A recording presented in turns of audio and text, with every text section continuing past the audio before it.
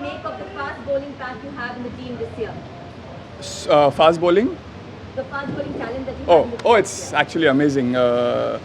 We have really quality fast bowlers. Obviously, Jasprit Bumrah has been our number one bowler, and with him, the bowling has strengthened with Bolte coming in the side, and then the way Pattinson has gone about his business every game. And all the fast bowler has been consistent, and in the wing also, the Mitch McClanagan and Colton Isle are waiting. So we have a good fast bowlers pool where we can use them. For the first time in IPL, team winning the toss is batting first at Sharjah. 200 plus seems to have become a fast go at this venue. Any thoughts on the toss and decision to field or bat here? And moving forward, do you think that the team will make their lineup batsman heavy? Again, everyone has already spoken about the ground is really small here.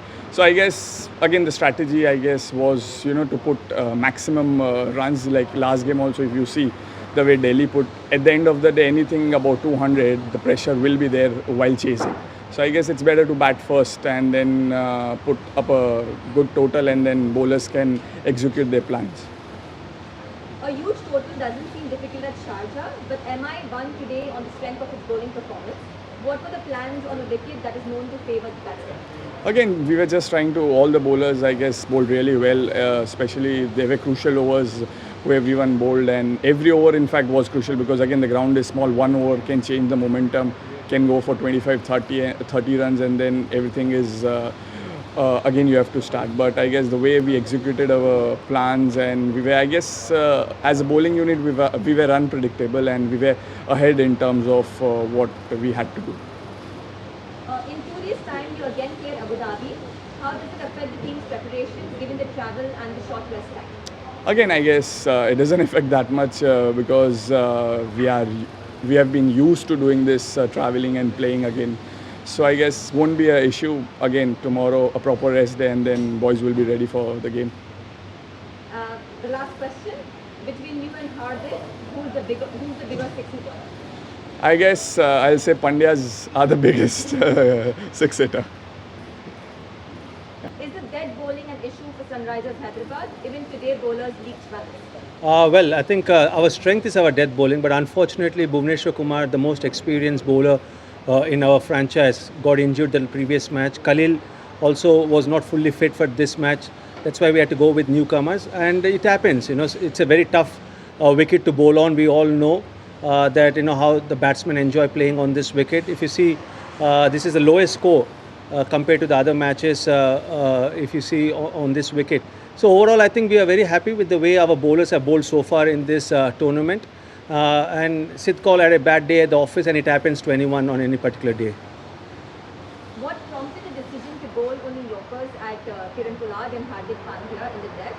From a very specific angle and at a specific pace, even though it made the plan predictable. Was there some observations made about the game? When you are playing against quality players, quality strikers like Pollard and Hardik Pandya, you want to be at your best, especially your defensive lengths and lines.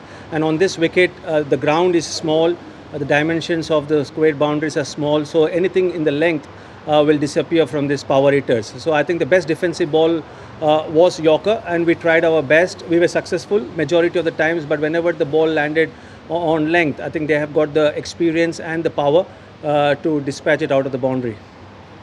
How crucial is the lack of a proper fifth bowling option, and how do you plan to address this issue? Well, we've seen in the last match that Samad, in fact, bowled the last over. Unfortunately, Bhuvi missed out and he held his nerve. So both Samad and Abhishek Sharma are capable bowlers who can give us those 4 overs from the fifth bowling option. I think we're trying to find our best combination as far as the playing 11 is concerned. We know that we're using 3 overseas batsmen, but it's great to see the youngsters coming in and performing with the bat.